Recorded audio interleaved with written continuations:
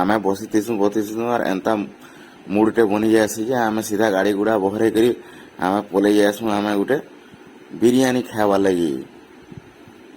ଗାଡ଼ି ଗୁଡ଼ା ଯାଏସୁଁ ବାହାର କରିକି ଷ୍ଟାର୍ଟ କରିଦେସୁଁ। ଷ୍ଟାର୍ଟ କରିକିରି ସିଧା ଆମେ ପଲେଇ ଯାଏସୁଁ ଏଇଟା ବଲାଙ୍ଗୀର ରୁଡ଼ା ଆଗରୁ ସିଧା ପୁଇଁତଲା ନିକେ।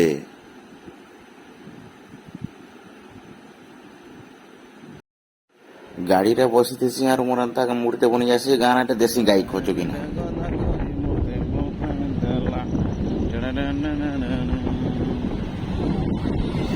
ପ୍ରତାପ ଦାଦା ଏନ୍ତା ତୁଇ ଗାଡ଼ି ଚଲଉଛୁଁ ନି କହନ ଯେନ୍ତା କି ଘାଏକର୍ ସାଙ୍ଗେ ସାଙ୍ଗେ ପହଞ୍ଚି ଯାଏସୁଁ ବିରାଙ୍ଗିନୀ ସେଣ୍ଟର୍କେ। ମୁଇଁ ବି ଟିକେ ଟିକେ ଡରୁଥିସି ତାଙ୍କ ପଛେ ବସିକିରି, ହେଲେ ଡରଲେ ହେଲେ କାଁ କରବୁ ପରେ ବିରିୟାନୀ ଖାଇବାର ତ ଇଚ୍ଛା ବଢ଼ି ଯାଇଛେ।